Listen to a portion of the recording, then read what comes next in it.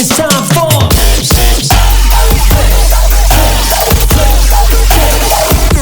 It's time for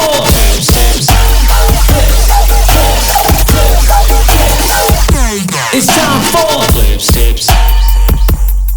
Yo, what up? It's DJ Flipside. You are watching Flips Tips. Want to thank you for coming out. Make sure you like and subscribe to the channel, and you can get notifications and learn every time I'm trying to teach you guys some more stuff.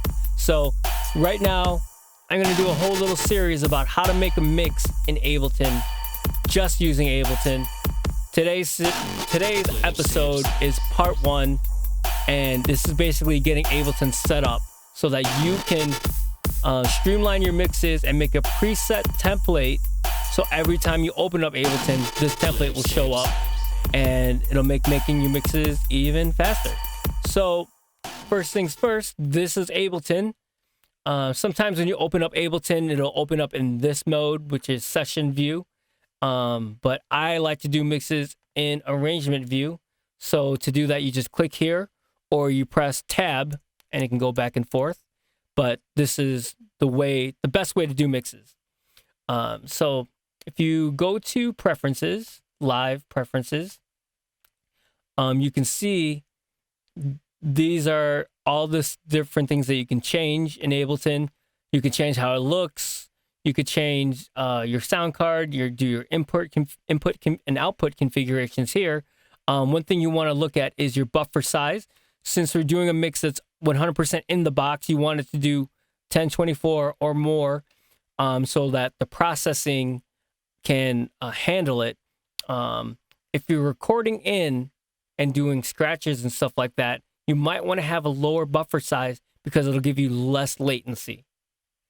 So after you set your buffer size, you want to go to record, warp, and launch. So every time you bring files in, it's going to do a couple things. So under loop, warp, short samples, I like to do unwarped one shots.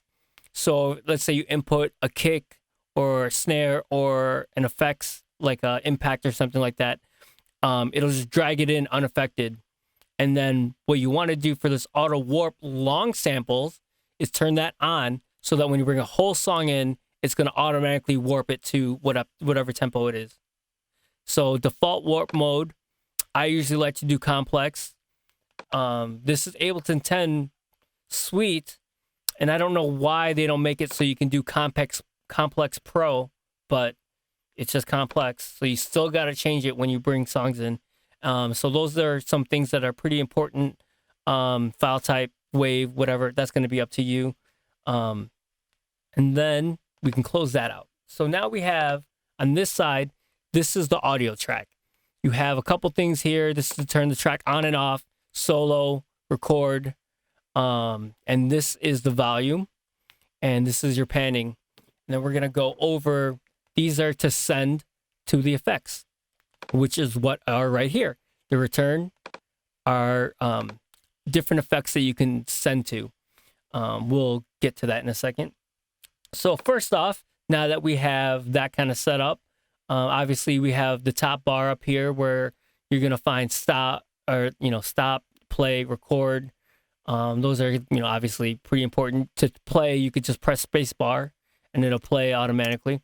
The other thing to look at is here's your metronome, and then here is your tempo. So you can change the tempo to be whatever you want it to be by clicking here. These are just the basic things right now. So now we have our track, we have our returns and our master. So what I want to do is first, I will go to audio effects, EQ8, drag and drop it into here. Got it. So now I have down here, it shows EQ8. If for some reason it doesn't show up, that might mean because you're in clip mode. So if you click here, this is where all your audio effects is in this tab. And then this tab is for clips, which will be when you drop a song in there or something. So another way to change that is shift tab, and then it'll go back and forth. So, yep, that was a text. Now that you have that set up, if you look in EQ8, you have the possibility to have 8 nodes set up.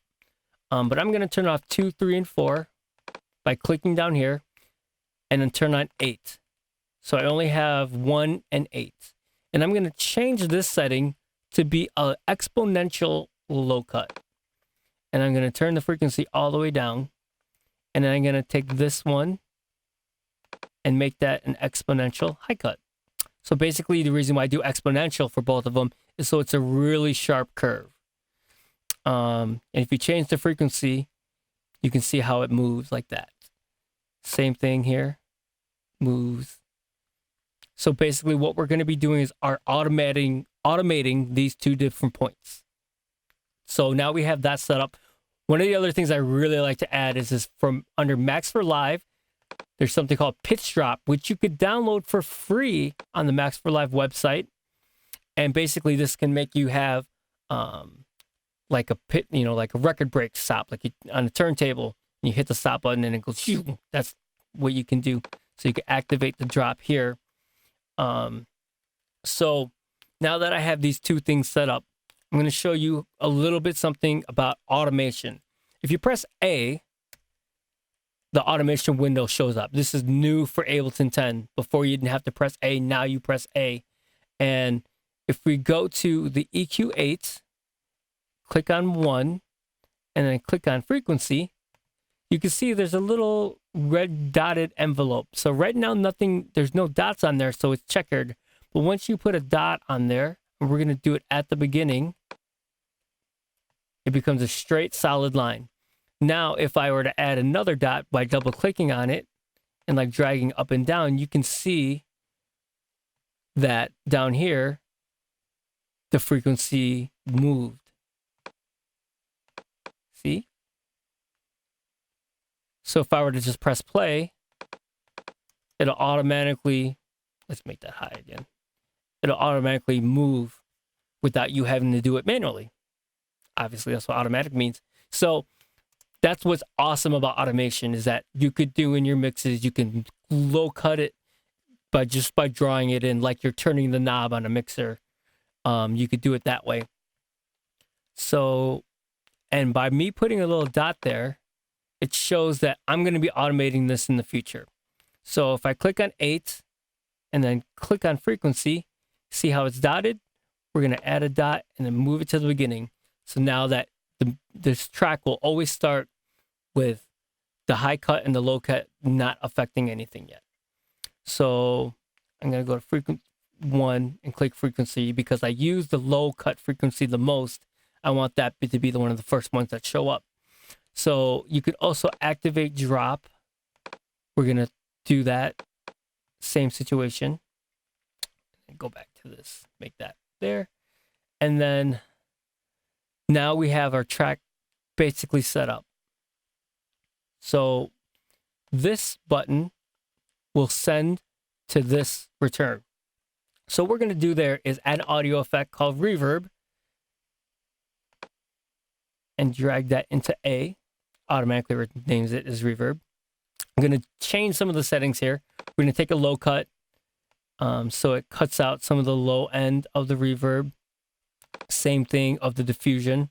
I'm going to just take this 1 and drag it down just by clicking on the 1 and dragging. I'm going to make the dry wet completely wet. Basically what that means is if it's dry, there's no effect on it. And then it's all signal. All the signal that you're being sent from the track. And then if you do wet, 100% wet, it's all reverb. Because the audio is going to be coming from track 1, that's going to be going through track 1.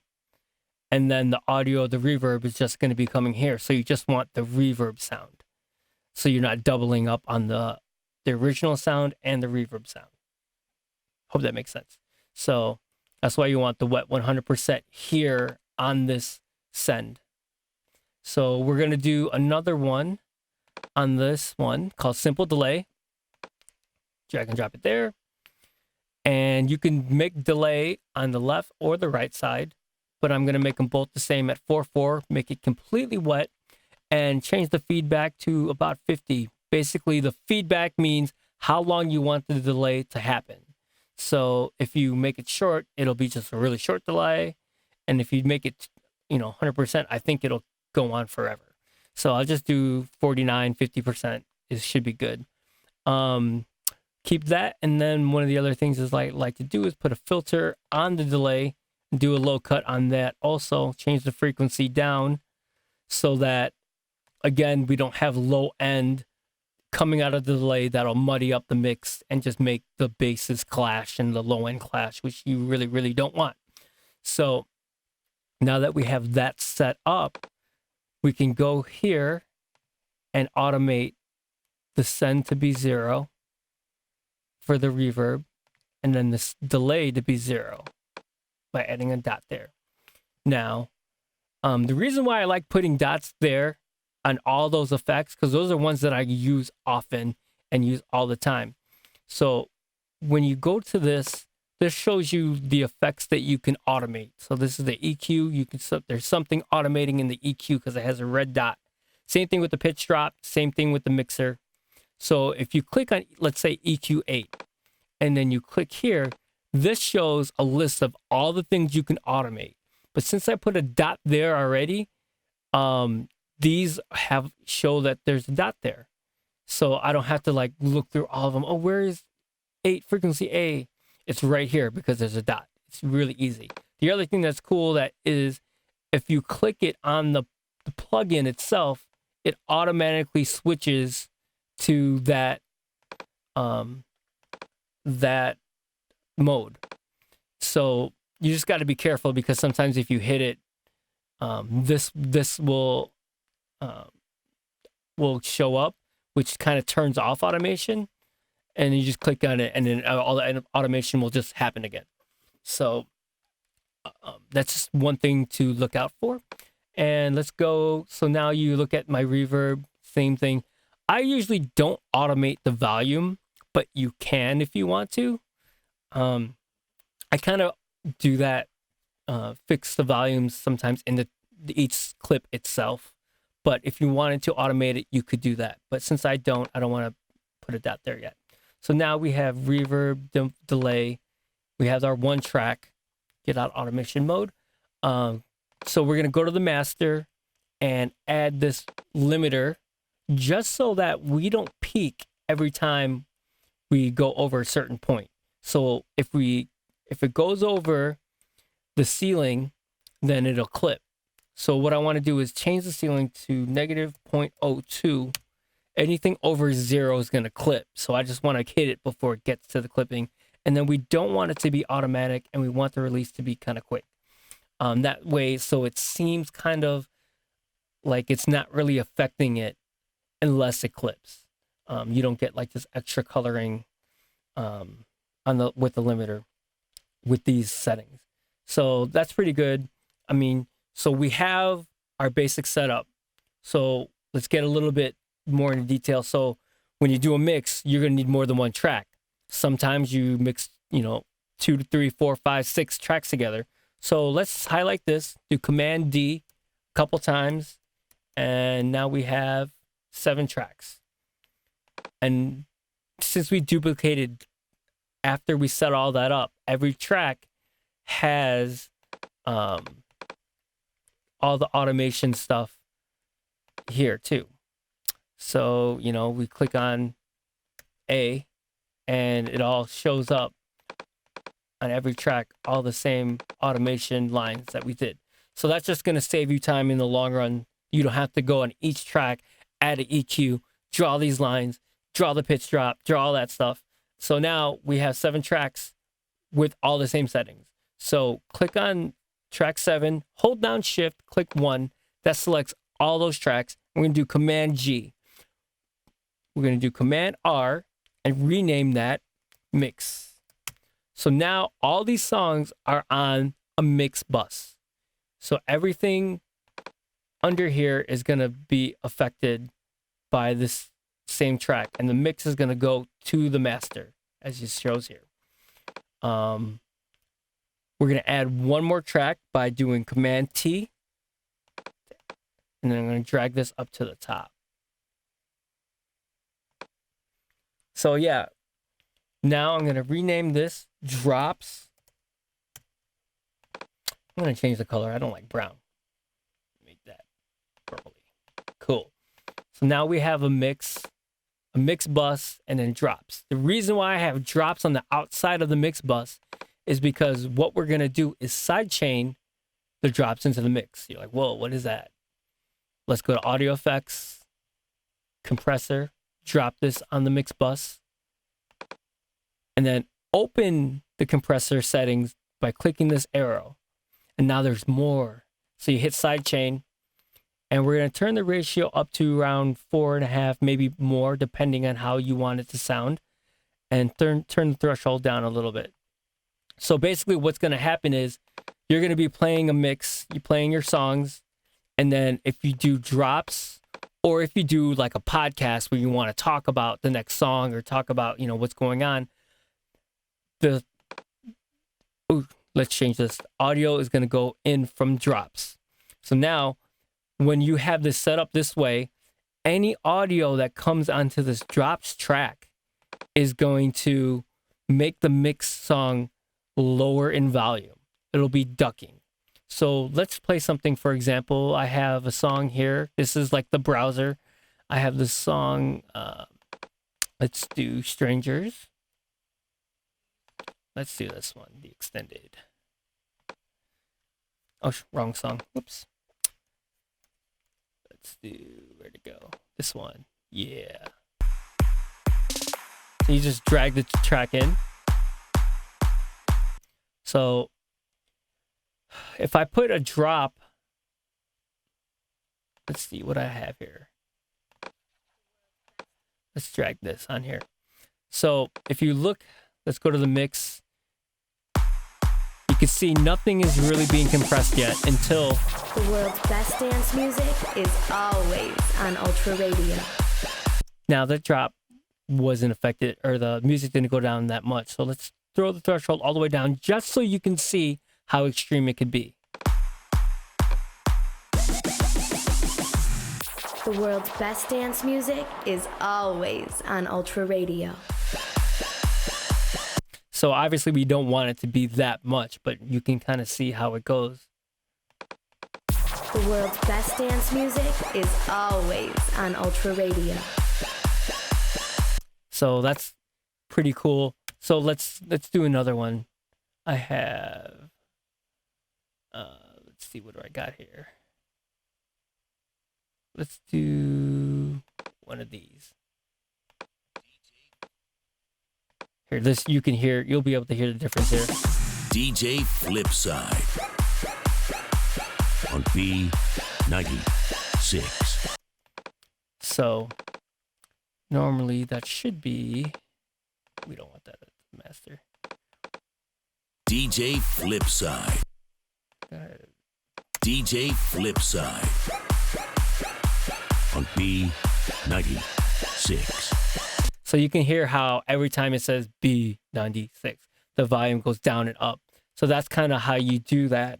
So you get, you can really hear the vocals come through and not have to worry about automating the music to come down by itself and all that stuff.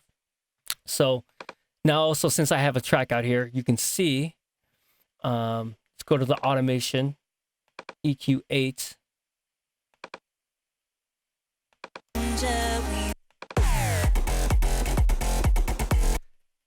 If I want to do the low cut,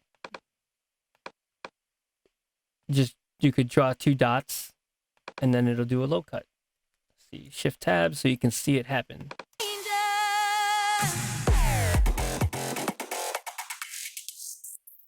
See how that works? And then you can draw dots to go back down.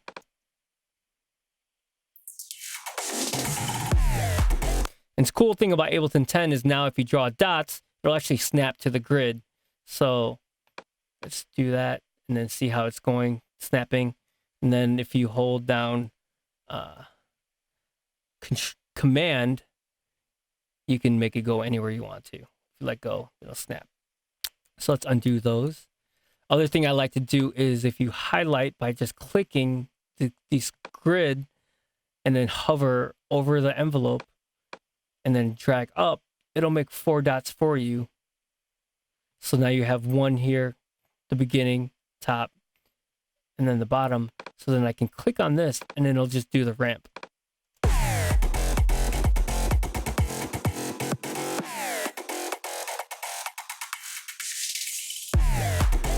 So that's the low cut, and that's why I like to have a low cut.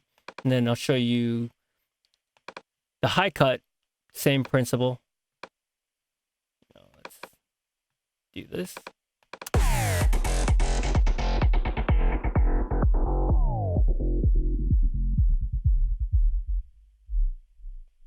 There you go. And it's back. So yeah, that's why I kind of like having the high cut, low cut, all that stuff. But then let's show you the pitch drop. Drop, activate. So you highlight. Plus, okay, if you click up here, see how this becomes a magnifying glass? This is how you zoom in and out of the tracks. Just as an FYI. So then I'll highlight this, hover, drag up, and then you got a break.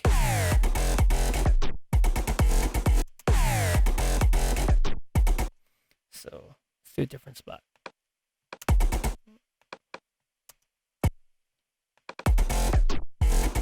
So you can adjust the duration if you want.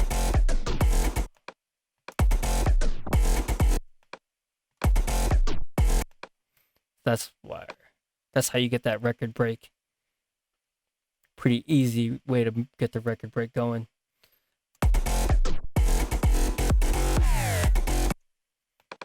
Yep. So delete those. So now, here's the other way. Here's the reverb, so you can hear what the reverb sounds like.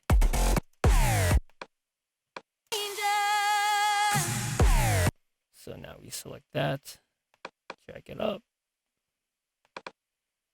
Actually, I'm gonna hit A. Command E to edit.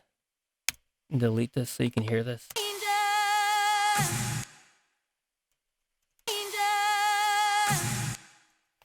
So, let's make this decay time a little longer.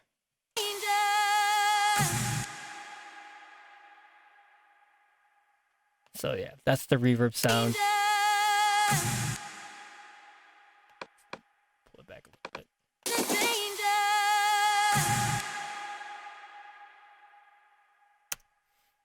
So that's the reverb. And then if we do the delay, same kind of concept.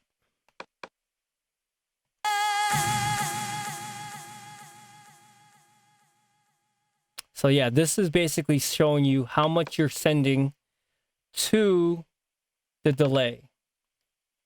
So I'm sending -3 of volume to the delay. And that's how we get the effect. So that's why we set up the tracks, and then we set up the mix bus into the drops, and then we have a reverb and simple delay. So it's like when you're mixing on a mixer and you hit the effects, those are the main effects that I usually like to use, which are, reverb and delay. So now I have that set up. I have my master set up. I got my reverb settings the way I like it, the delay settings the way I like it, all the settings the way I like it. So what we do now is we go to File. We go to Live, Preferences, and then we go to File Folder, Save Current Set as a default. Overwrite the default set? Yes. Okay. So now that shows every time I make a track or open up Ableton to make a mix, this will be set up just like this. So that way, it just saves time. You don't have to make a mix bus every time, add the EQs, add the filters, add the delays. I only want, it's just saving so much time. All you could do is open it up and then start your mix right away. And that's the best way to set up Ableton, in my opinion, using only Ableton plugins. You might have an EQ that you like better, like the Fab filter, or a limiter you like better. And you could definitely switch those out. But if you're just starting and you don't have any third-party plugins, that is the best way to start doing stuff all inside of Ableton. Hope you like it. Get ready for another part where we're going to start talking about warping clips, and then adding songs to this to make mixes inside of this template. And hope you like it. Thanks for watching. Flips Tips. Like and subscribe. Follow me at DJ Flipside 33, and let's get it. Flips Tips.